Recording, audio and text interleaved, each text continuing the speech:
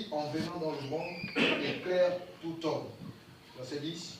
Elle était dans le monde, et le monde a été fait par elle. Et le monde ne l'a point connue. Elle est venue chez les siens, et les siens ne l'ont point reçue.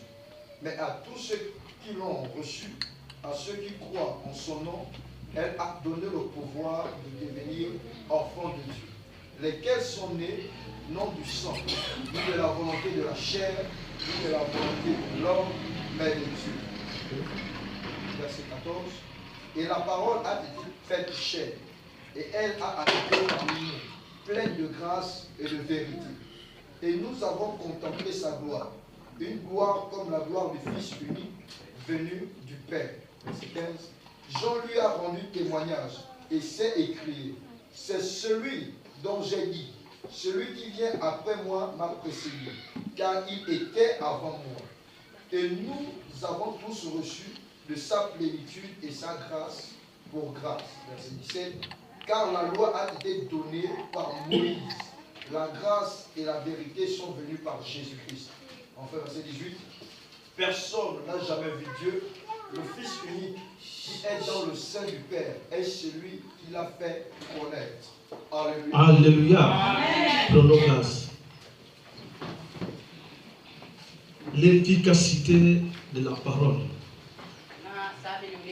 Nous allons parler juste de faire comprendre à quelqu'un que ce que la parole de Dieu. Alléluia. La Bible dit au commencement de toutes choses, la parole existait déjà. Celui qui est la parole était avec Dieu et il était Dieu. Alléluia. Il y a quelque chose que je n'arrive pas à comprendre. Au commencement de toutes choses, la parole existait déjà. Alléluia. La parole existait déjà.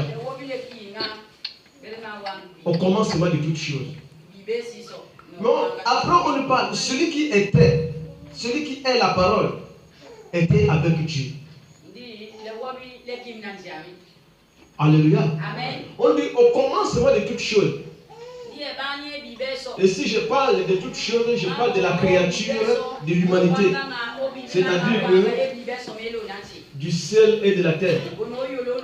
Alléluia. Mais on dit avant que Dieu ne crée tout ce qui existe sur terre, la parole existait. Alléluia.